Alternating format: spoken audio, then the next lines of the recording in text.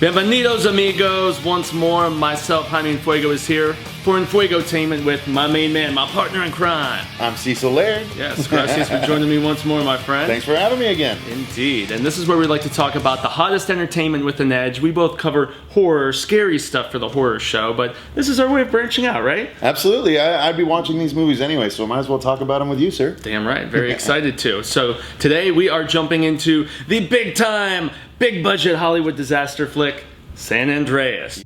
People need to know that the shaking is not over. We'll get hit again, and it's going to be a bigger monster. I've been through a wall. Oh my God. The earth will literally crack open, and you will feel it on the East Coast. Starring The Rock, Dwayne The Rock Johnson, and Andrea Daddario as well, playing his daughter. Yep, exactly right. And this is the type of film that, you know, at least when it comes to disaster movies for me, I prefer things of the historical variety like Titanic, or maybe the sci-fi variety like an Independence Day. I need some sort of twist like that as opposed to the theoretical, which is what we have in this, right? Right, which is just straight what would happen if we got finally rocked by the big one. Yep. When San Andreas finally gives way and the tectonic plates move and cause what everyone in California has been fearing For over 100 years. 150 years, yeah, something like that. What did The Rock do in this movie, Jaime? The Rock is rescuing people in this movie. That's basically what he does. He is the entire time he's doing his thing in this movie, I was hearing, "There goes my hero," like in my head the entire time as he goes. Yeah, naturally. Thankfully, not the Chad Kroeger from the first Spider-Man movie. No, That's a hero song we should forget about. Yeah. And don't get me started on you, Enrique. But Oh, God. yeah. I mean, The Rock is doing his thing. His performance is good. And, you know, in Enfuegotainment, anytime we're covering a film, we like to talk about the bueno, the malo, and the feo. That's my twist on the good, the bad, and the ugly. I know it's corny, but that's just what I do, damn it. So cut me some slack and Like it. laugh. Like it, damn you. Yes.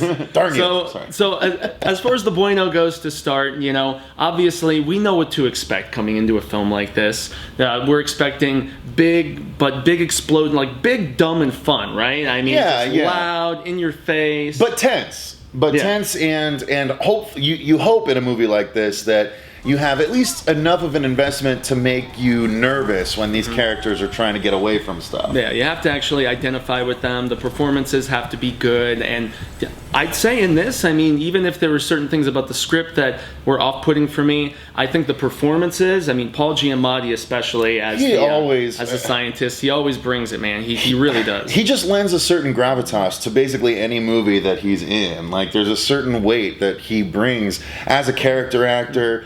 And, you know, whenever he shows up, you're just all of a sudden, oh, okay, cool, this movie's going to be legit, at least on some level. Even if this is more about a paycheck for him, he still brings it, man, you know? Even to a film where you might not expect the best acting, he created the predominance of the tension for me as an audience member. He's part of a scientific team that has learned to predict earthquakes, which is not much of a spoiler because it happens in the first 10 minutes exactly of the movie. Right, yeah. And I'd say the first 10 minutes of the movie, even if you see the quakes starting to happen and stuff, the beginning of the movie I thought was a really good set piece as far as action and tension goes, you know? Yeah, and it didn't necessarily set the tone well. Yeah. It was one of those things. I was wondering how they were going to start it, because with all these disaster movies from the past, there's always like the precursor to the disaster, which is the opening scene, which wasn't necessarily this, but it was still an interesting enough opening scene to let you know what The Rock's character's not motivations, but his convictions. You know, he's very much all about just saving anyone in trouble. Yep.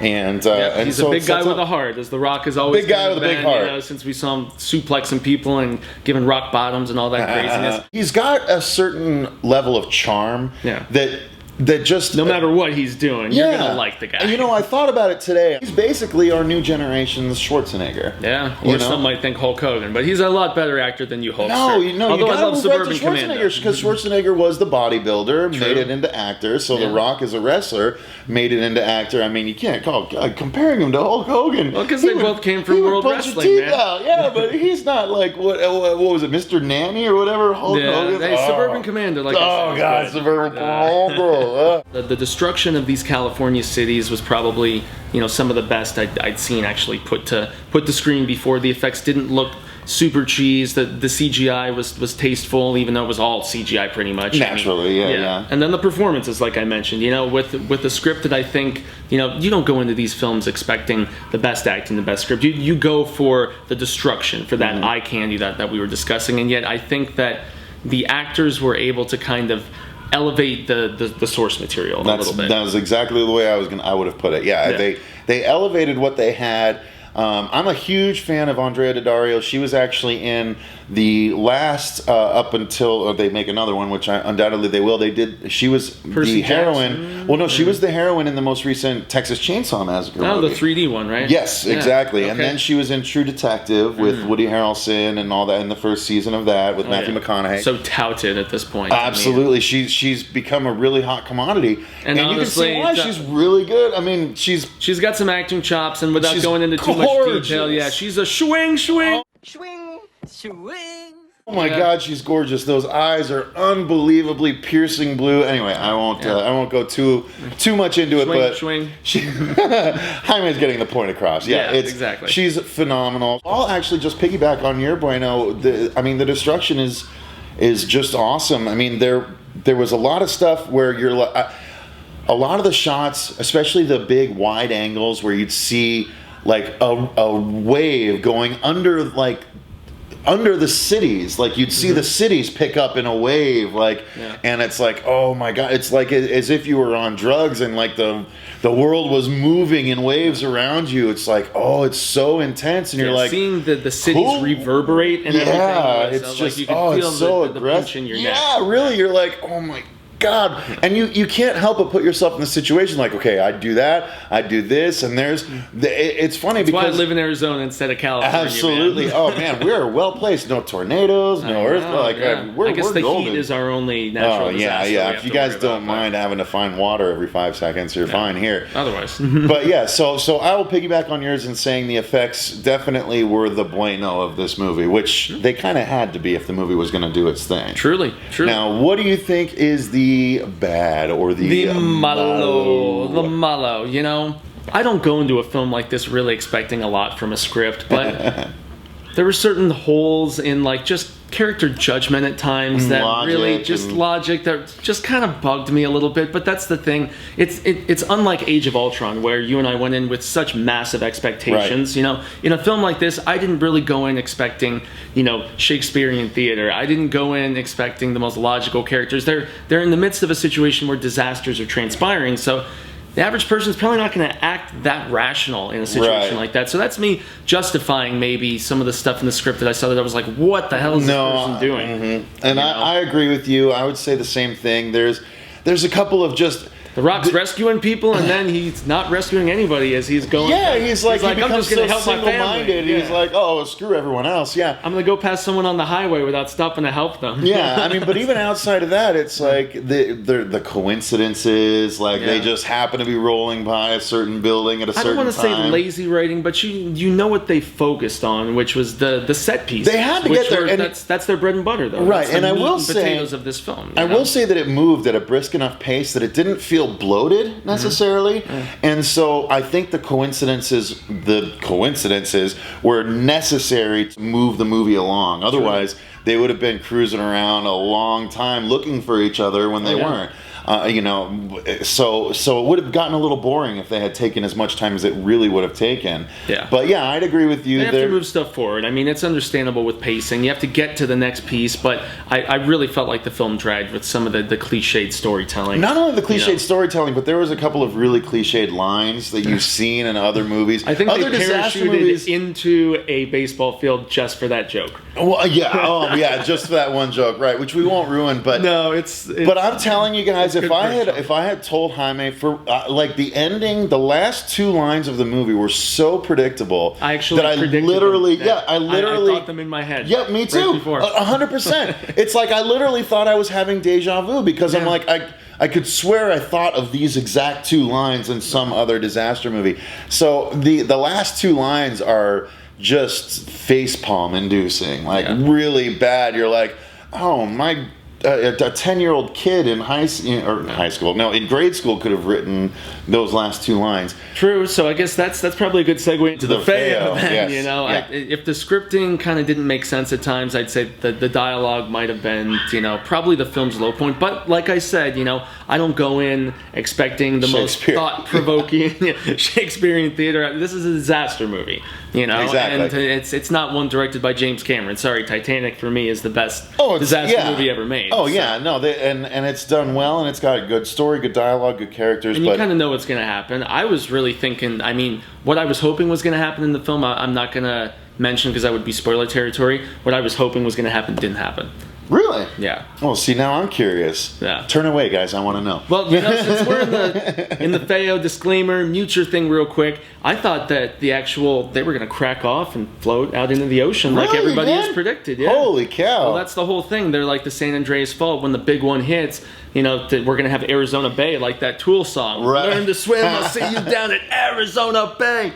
Yeah. You know, I was hoping for Arizona Bay in this film. It didn't end up transpiring, so I guess it didn't get as Fuego as I thought. No, yeah, you know what? That's a good point. It wasn't quite you know what? So that's I guess part of the Fuego would be for me is that the end there was no real impact. It was just, you know, there wasn't. We're still in spoiler territory. Yeah, we'll rebuild. Yeah, exactly. Everything's exactly. okay. What do we do? Most people What's survived. next? Literally. So what's next? We rebuild. Oh my God. Like, okay, I thought that was pretty much what Morgan Freeman said in Deep Impact. Yeah. What anyone said in 2012. Like, that's I guess what separates the good from the bad, but then again, you know, this is not a terrible film. Right. There's a lot of redeeming qualities that I always try to be objective about this stuff, you know. And I got to give the film credit where credit's due. I wasn't necessarily holding the armrest, but there were some tense moments where I was like, you know, I kept my hand up to my face, like, okay, are they gonna get out? You know, like give a little bite to my smashed thing. By pieces of buildings. And my God, you're like, oh you Jesus, can't help like, but feel oh my God. And I'll be honest. They're twice in the movie. They try to pull the emotional heartstrings, and they succeeded. Yeah, they were pretty successful. You know, you're like, you know, The Rock is a pretty big dude, and when they do a good job, and when a big masculine dude that's the big hero of the story gets emotional, it works on particular audience members. Me being one of them. Yeah, you know, I was affected too. I mean, I'm not impervious and that's what goes back to the acting. Actually, you know, even they presented those ugly moments, those fail momentos, you know, pretty well. You know, and that's where it was good actors elevating a script that, you know, wasn't really focused as much upon them as the pieces that involved them. Yeah, you know? That's a good way to put it. They made it so that they mattered more than or at least just as much as the destruction. Even if they were in these, you know, like run-of-the-mill situations and, you know, run-of-the-mill scenarios as far as the relational intertwinement, some of the subplots that we're trying to drive seen them forward. hundreds of times before. Hundreds of times before. But, you know, again, you don't go into this movie like for the story. You go into it for the destruction, and it definitely delivers. It delivers in that aspect. So if you're on the fence about this one, definitely check it out. You're not going to go more than steer you away from that. You know, make your own judgment. Film is subjective. It's an entertaining movie. It is. You're not going to go more than 15 minutes without some kind of action sequence coming at you, which is good. That's what the film needed, because every time I started to feel like, okay, I'm about ready to boom, rumble. Okay, cool. Yeah, exactly. So that's where the pacing comes into play, and even if it wasn't the perfect script or a perfect film, still entertaining. And if it's in your wheelhouse, if it's the type of thing you think you'd want to see, check it out. It's worth seeing because you get to see craziness, buildings, and just destruction. Scenarios that people have only envisioned as opposed to put on screen. So you know, I mean, where else are you gonna... You can use your brain, or you can go and have someone present it to you for a good time for an hour and 45 minutes. It's a summer movie, man. What can you expect but fun from that? So, yeah, exactly. So we want to extend the grande gracias to you audiences for checking us out.